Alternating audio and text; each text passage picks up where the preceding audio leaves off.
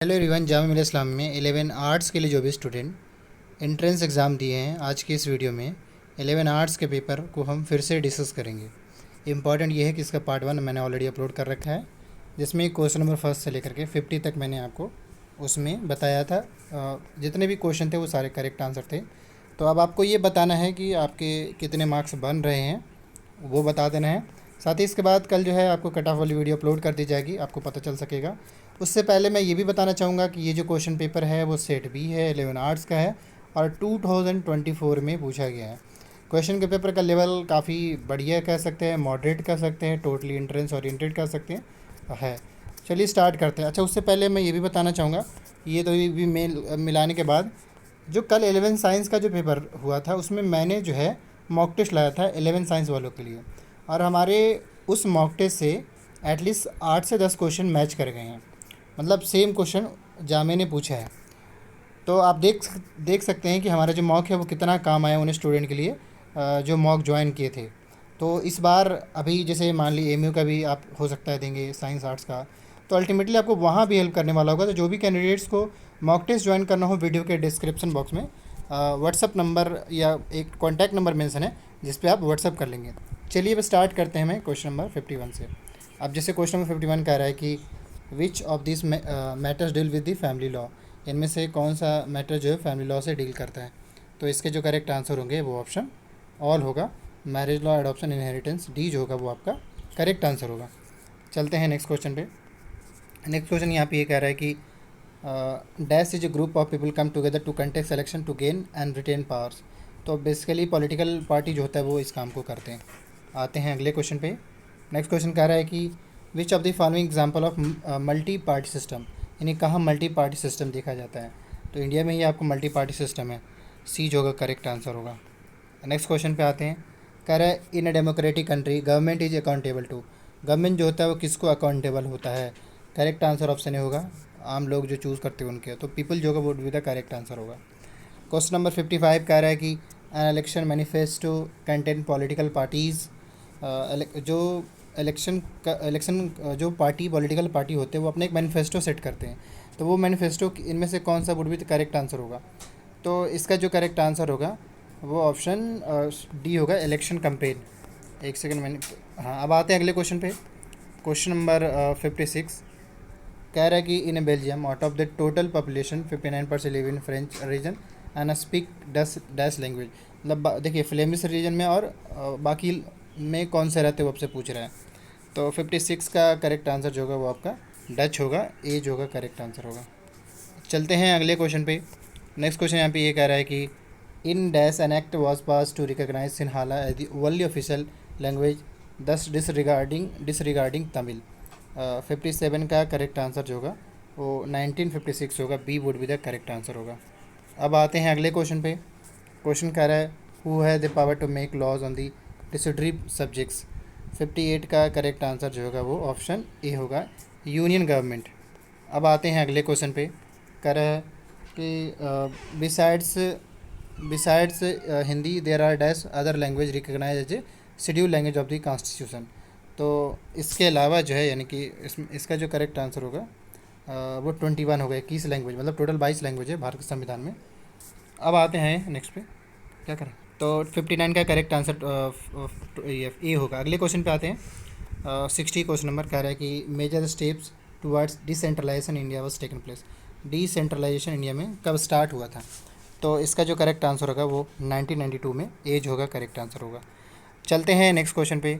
अगला क्वेश्चन यहाँ पे कह रहा है कि gossip magazine founded the secret underground society name young Europe in. ये कहाँ बनाया था, अपना एक सोसाइटी बनाया था जो कि सीक्रेट सोसाइटी था और वो बनाया था मैजनी ने। तो 61 का करेक्ट आंसर जो है वो बनाया था वहाँ पे बर्न में, बी जो होगा करेक्ट आंसर होगा। अब आते हैं अगले क्वेश्चन पे। नेक्स्ट क्वेश्चन कह रहा है कि who has proclaim the empire of Germany in 1871। 62 का करेक्ट आंसर जो होगा वो होगा आपका डी जो होगा correct, Kaiser William first of Prussia. आते हैं अगले क्वेश्चन पे। 61 अभी हुआ था, अब हम नेक्स्ट क्वेश्चन पे चलते हैं। यहाँ से एक सेकंड, ये हो गया था, 62 हुआ था। अब आते हैं 63 पे। कह रहा है who among the following was proclaim the first king of United Italy. मतलब फर्स्ट किंग के बारे में पूछा जा रहा है, कौन थे यूनाइटेड इटली का। तो 63 का करेक्ट आंसर होगा Victor Emmanuel second. Question number 64 पे आ रहे हैं। कह रहा है साइमन का कमीशन अराइव इन इंडिया। 64 का करेक्ट आंसर होगा और 1928 एज होगा करेक्ट आंसर होगा। और अब आते हैं क्वेश्चन नंबर 65 पे। Mahatma Gandhi reached Dandi on. तो महात्मा गांधी जो है 6 मार्च को दांडी पहुंचे थे, यानी कि 65 का एज होगा वो करेक्ट आंसर होगा। और अब इसके बाद आते हैं क्वेश्चन नंबर 66। कह रहा है Gandhi Irwin pact was sign in. तो ये तो 1931 में हुआ था, यानी कि इसका जो करेक्ट आंसर है मार्च 31 होगा। B would be the correct answer.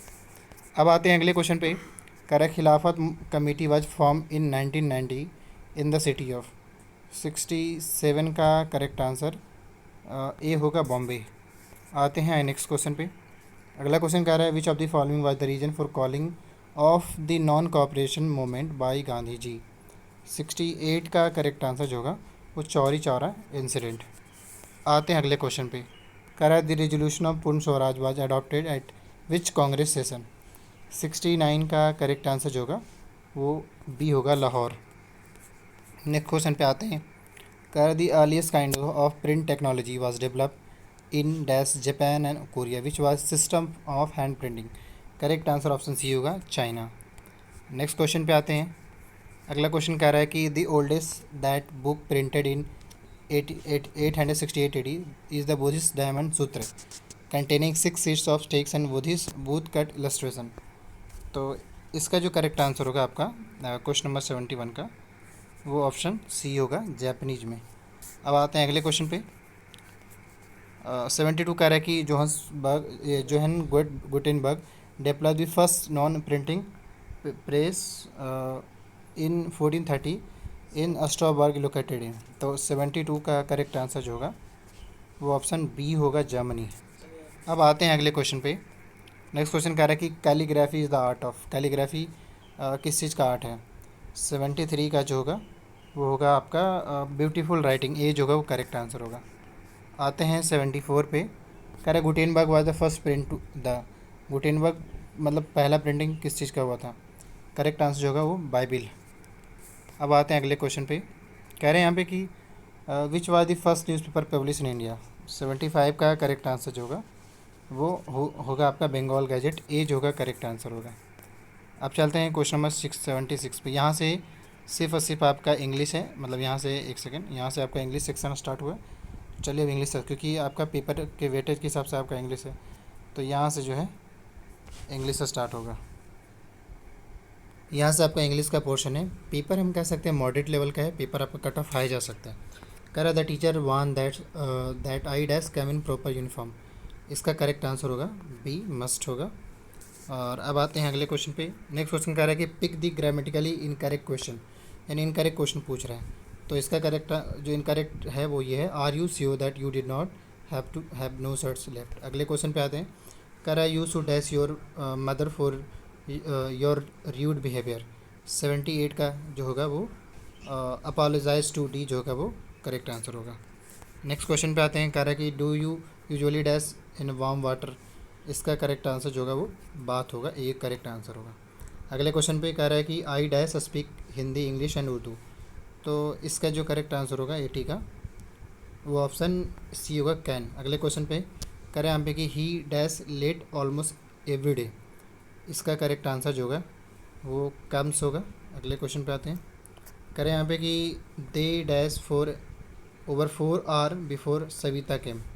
82 का करेक्ट आंसर जो होगा ये होगा हैड बिन टॉकिंग। ए जो होगा करेक्ट आंसर होगा। अब आते हैं अगले क्वेश्चन पे। नेक्स्ट क्वेश्चन कह रहा है कि I have dash novel which I do not read. 83 का करेक्ट आंसर जो होगा 83 का जो करेक्ट आंसर वो फी होगा ए। अगले क्वेश्चन पे कह रहा है I like many of her songs but not dash of them are good. इसका जो करेक्ट आंसर होगा 84 का वो आपका ऑल होगा। अब चलते हैं क्वेश्चन नंबर 85 पे। 85 कह रहा है कि इट डैश फॉर 2 आवर्स। 85 का करेक्ट आंसर जो होगा वो हैज़ बिन रेनिंग। एक करेक्ट आंसर होगा। अगले क्वेश्चन कह रहा है since when he dash in the house. 86 का जो correct answer has been living. C जो होगा करेक्ट आंसर होगा। और अब आते हैं 87 पे। कह रहा आई डैश और to see what was happening outside. 87 का करेक्ट आंसर होगा बी वेंट। नेक्स्ट क्वेश्चन पे आते हैं। कह रहा है the train is running late we dash for 1 hour. 88 का करेक्ट आंसर होगा shall have to wait. C जो का करेक्ट आंसर होगा। कह रहा है इधर माई शूज़ और your coat always on the floor. 89 का करेक्ट आंसर आर होगा बी। नेक्स्ट क्वेश्चन पे आते हैं। कह रहे हैं यहाँ पे कि the players as well as the captain does to win. 90 का करेक्ट आंसर जो होगा वो बी होगा वांट्स। नेक्स्ट क्वेश्चन जो है अगला कह रहा है I dash this picture many times. तो 91 का करेक्ट आंसर जो होगा वो आपका हैव बीन होगा, C would be the correct answer. Next question पे आते हैं। कह रहा है the mud houses are not dash the building in are your city. 92 का करेक्ट आंसर जो होगा वो आपका होगा कंपेरेबल टू। ए जो होगा करेक्ट आंसर होगा। कह रहा I endeavour to make it entertaining and useful. 93 का करेक्ट आंसर जो होगा वो डी जो होगा वो करेक्ट आंसर होगा। नेक्स्ट क्वेश्चन पे आते हैं। कह रहा है each of the boys dash rewarded. 94 का करेक्ट आंसर सी होगा वॉज। अगला क्वेश्चन पे कह रहा है कि it was dash historic day for the reorganisation when dash honours was bestowed upon the employee. 95 का करेक्ट आंसर जो होगा वो ऑप्शन बी होगा। अब आते हैं नेक्स्ट क्वेश्चन पे। नेक्स्ट क्वेश्चन कह रहा है कि the good news is that dash volunteer drop out this month than last two. तो 96 का करेक्ट आंसर जो होगा वो ऑप्शन सी होगा।